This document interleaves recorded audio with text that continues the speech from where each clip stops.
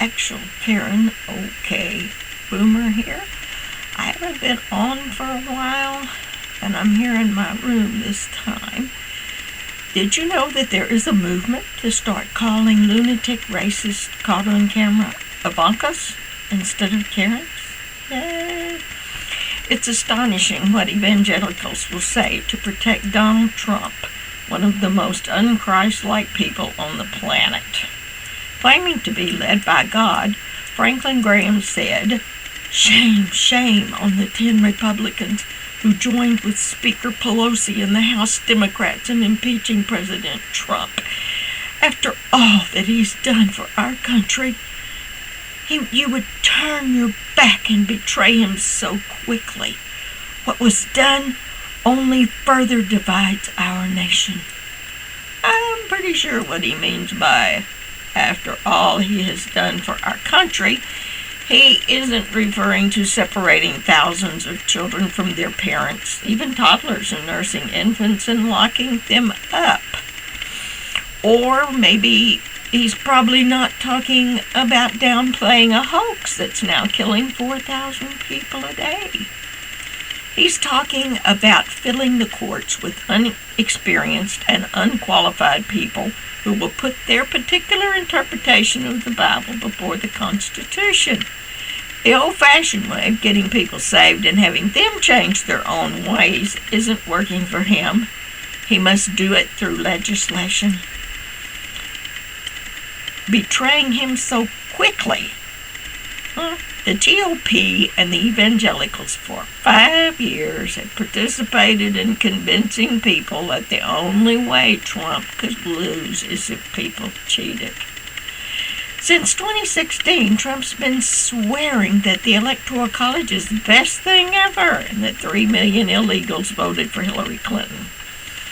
She conceded the day after the election, but Trump keeps bringing it up, and he still hasn't conceded this election and swears that he never will. Strange. I think Graham is saying that Trump loyalists invading the Capitol and tossing out 81 million votes are a unifying event, and that the Electoral College is now bad. Graham continues, but the House Democrats impeached him because they hate him and want to do as much damage as they can, and these 10 from Trump's own party joined in the feeding frenzy. It makes you wonder what the 30 pieces of silver were that Speaker Pelosi promised for this betrayal. I'll be honest, in the past 40 years, I've seen absolutely nothing about Trump to be liked or respected. But that's just me. Is Billy Graham's son accusing Speaker Pelosi of bribery and the 10 GOP House members who are being threatened by Trump and his mob of accepting a bribe? They're probably all buying Kevlar and hiring bodyguards for their families. Is the son of Billy Graham comparing Donald Trump to Jesus? I heard Graham's father preach many times, and one thing he was always telling people was to be careful what you said because you might lead someone astray.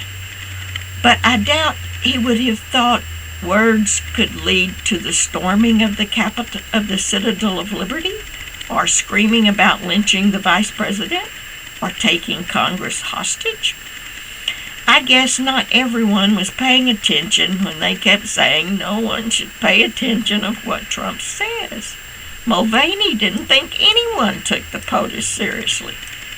The day Trump pays attention to what Graham or any other preacher says will be the day Satan is doing triple Lutzes on ice while watching Trump attempt to squeeze through the eye of a really big needle.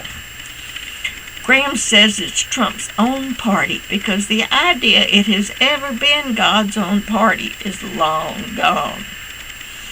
Will it start a feeding frenzy of treating the least of these like humans, or maybe a living wage? How about health care for all?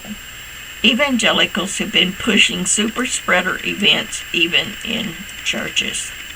Graham should just keep on praying for Donald Trump to finally admit he's done something he needs God's forgiveness for. If there is a judgment day, will Franklin have to explain why they bribed the rich old ruler with votes to legislate their religious views?